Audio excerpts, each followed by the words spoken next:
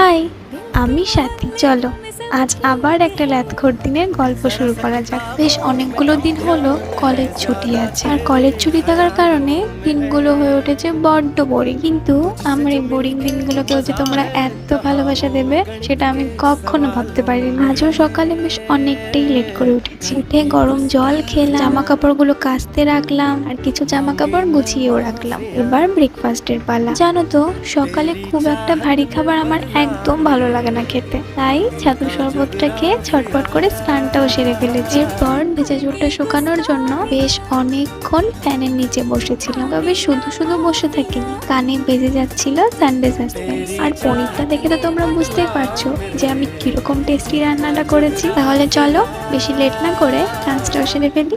আর এই দুপুরে খাওয়ার পর আমার যে এত ঘুম পায়, তবে চেষ্টা করে না ঘুমানোর, কারণ এখন ঘুমোলে রাতে আর ঘুমিয়ে আসে না। আর আজকের ওয়েদারটা দেখো, এইদিকে তো প্রথমে ভীষণ মেঘ করেছিল, তারপর দেখি রোদও উঠে গেছে। আজ তবে এই পর্যন্ত, তাহলে চলো টাটা।